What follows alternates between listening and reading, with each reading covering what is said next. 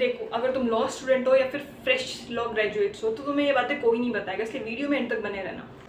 तो सबसे पहले जब भी तुम प्रैक्टिस स्टार्ट करते हो या फिर इंडिविजुअल कोई केस लेने की कोशिश करते हो तो तुम्हें इतना ट्रस्ट नहीं होता सोसाइटी में लोगों को तुम पर कि वो तुम्हें कोई भी सिविल सूट या फिर कोई भी अपने क्रिमिनल सूट पकड़ा दे कि ठीक है यार तुम इससे डील करो। तो इसीलिए उस टाइम पे तुम्हारे पास आएंगे एनआई एक्ट से रिलेटेड केसेस, मतलब चेक बाउंस के, चेक डिसऑनर के केसेस। तो इसीलिए तुम्हारा एनआई पे अच्छी कमांड होनी चाहिए, खासकर सेक्शन 138 से लेकर सेक्शन 148A, सेक्शन 18, सेक्शन 118।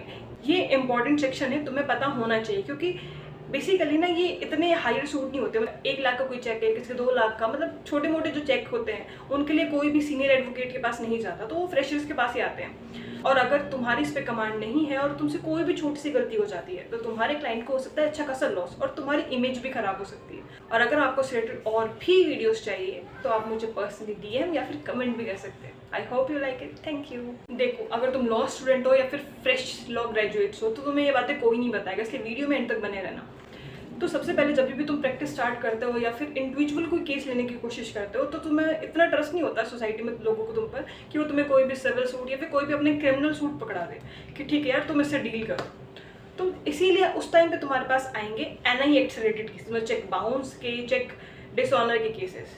तो इसीलिए तुम्हारा एनआई पे अच्छी कमांड होनी चाहिए, खासकर सेक्शन 138 से लेकर सेक्शन 148A, सेक्शन 18, सेक्शन 118। ये इंपॉर्टेंट सेक्शन है, तुम्हें पता होना चाहिए, क्योंकि बेसिकली ना ये इतने हायर सूट नहीं होते। मतलब 1 लाख का कोई चेक है, किसी का 2 लाख का, मतलब छोटे मोटे जो चेक होते हैं उनके लिए कोई भी सीनियर एडवोकेट के पास नहीं जाता, तो वो फ्रेशर्स के पास ही आते हैं। और अगर तुम्हारी इस पे कमांड नहीं है और तुमसे कोई भी छोटी सी गलती हो जाती है तो तुम्हारे क्लाइंट को हो सकता है अच्छा खासा लॉस और तुम्हारी इमेज भी खराब हो सकती है। और अगर आपको इससे रिलेटेड और भी वीडियोस चाहिए तो आप मुझे पर्सनली डीएम या फिर कमेंट भी कर सकते हैं। I hope you like it. Thank you.